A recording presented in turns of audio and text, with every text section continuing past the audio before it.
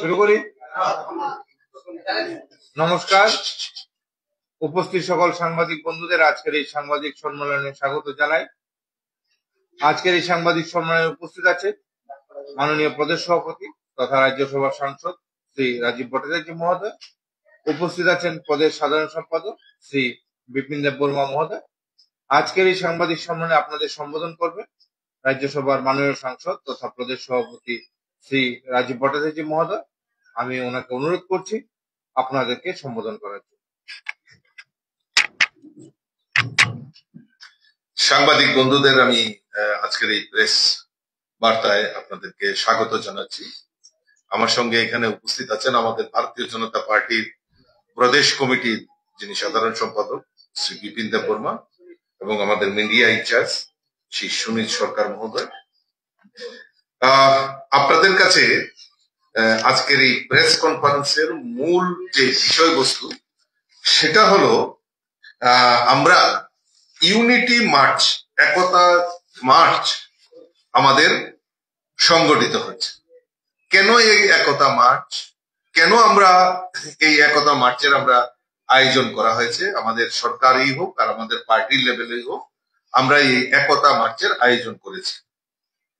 আমি তার আগে আপনাদের সামনে কিছুটা ভূমিকা আমি আপনাদের সামনে তুলে ধরছি। 1875 সালের 31শে অক্টোবর গুজরাটে আমাদের কৃষক গরিব পরিবারে আমাদের সর্দার বল্লভভাই প্যাটেলের জন্ম হয়েছিল এবং এই সর্দার বল্লভভাই প্যাটেলের 31 যে আমাদের অক্টোবর যে উনার জন্মদিন, এই জন্মদিনকে সামনে রেখে প্রায় এই বছর আমাদের 150তম জন্ম জয়ন্তী আমরা উনার উদযাপন করেছি।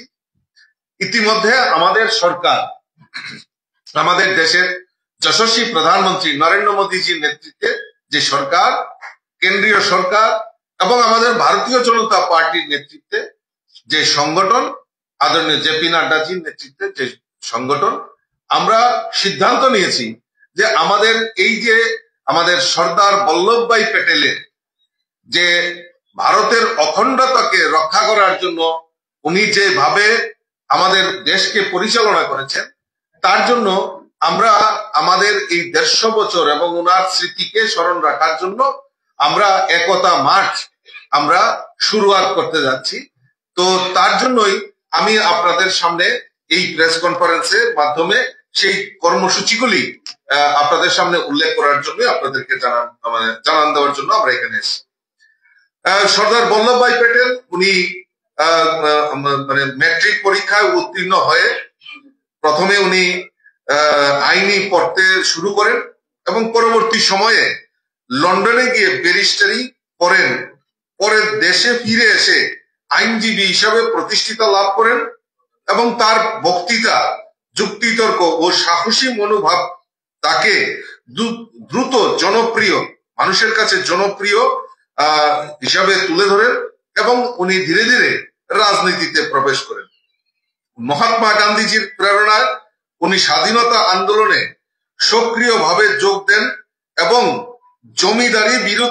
জমিদার প্রথার বিরুদ্ধে উনি আন্দোলন এবং অসহযোগ আন্দোলনের নেতৃত্ব দেন। 1928 সালে উনি সত্যগ্রহ কৃষকদের পক্ষে উনি নেতৃত্ব দিয়ে জমিদারি যে কর বৃদ্ধি তার বিরোধিতা করেন, আন্দোলন করেন এবং তখনই উনি আমাদের এই যে সর্দার বল্লভভাই প্যাটেল হিসাবে উনি সেটা উপাধি পান। সর্দার মানে আমাদের নেতা, আমাদের প্রধান। এবং সবচেয়ে বড় জিনিস যে উনি স্বাধীনতা সংগ্রামে, ভারত ছাড়ো আন্দোলনের সবচেয়ে গুরুত্বপূর্ণ উনি ভূমিকা সেই সময় আন্দোলনে যোগ দিয়েছিলেন। দীর্ঘ সময় কারাবরণ, উনি জেলেও ছিলেন এবং সেই সময় উনি এই স্বাধীনতা আন্দোলনে খুব দৃঢ়তার সঙ্গে এই যে স্বাধীনতার জন্য যিনি অবদান রেখে গেছেন সেটা আমাদের কাছে একটা ইতিহাস।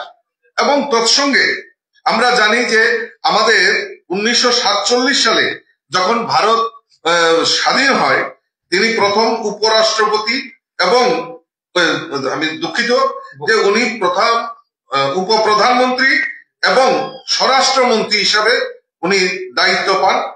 এবং আমরা জানি সেই সময় দেশীয় আমাদের যে রাজন্য শাসন সেটাকে সমাপ্ত করে সমস্ত প্রদেশগুলিকে অন্তর্ভুক্তি করার যে প্রয়াস এবং এই অখণ্ডতাকে রক্ষা করার জন্য উনার অবদান সবচেয়ে গুরুত্ব।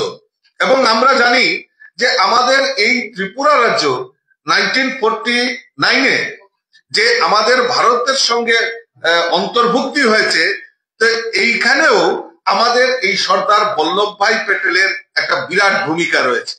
সেই সময় যে আমাদের যে পূর্ব পাকিস্তান, যে আগরতলার সঙ্গে ঢাকার দূরত্ব বেশি নয়, কাজেই এই আগরতলা অর্থাৎ ত্রিপুরা পূর্ব পাকিস্তানের সঙ্গে সংযুক্ত হওয়ার একটা প্রবণতা দেখা দিয়েছিল, কিন্তু একমাত্র আমাদের কাঞ্চন প্রভা দেবী এবং এই সর্দার বল্লভভাই প্যাটেলের সদ ইচ্ছায় আমাদের এই ত্রিপুরা রাজ্য আমাদের ভারতের সঙ্গে অন্তর্ভুক্তি হয়েছে। সেই রকম লৌহ পুরুষের আমরা 150 বছর জন্ম জয়ন্তী উদযাপন করছি। আমি আপনাদের মাধ্যমে এই যে কর্মসূচি, এই কর্মসূচি আপনাদের সামনে তুলে ধরছি।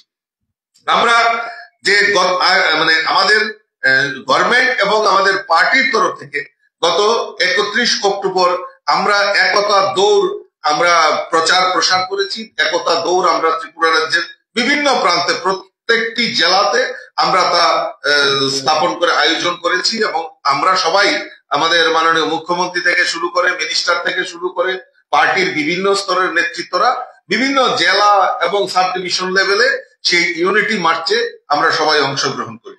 এবং আগামী 10 তারিখ থেকে আমাদের যে 8টি অ্যাডমিনিস্ট্রেটিভ জেলা রয়েছে, ডিস্ট্রিক্ট রয়েছে, সেই জেলাগুলিতেও আমরা ইউনিটি মার্চ আমরা সেখানে করতে যাচ্ছি।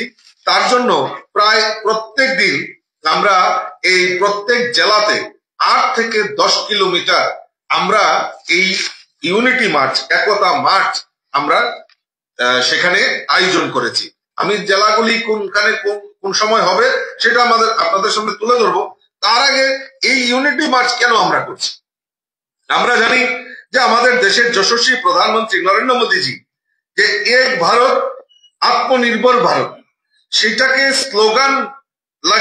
স্লোগান দিয়ে আমাদের যে ভারতের যে অন্তর্ভুক্তি এবং এই এক ভারত শ্রেষ্ঠ ভারতের যে কল্পনা, সেটাকে বাস্তব রূপ দেওয়ার জন্য প্রত্যেক জনগণের কাছে বার্তা পৌঁছে দেওয়ার জন্য আমরা এই একতা মার্চ আমরা প্রত্যেকটা জেলা ওয়াইজ আমরা সংগঠিত করছি।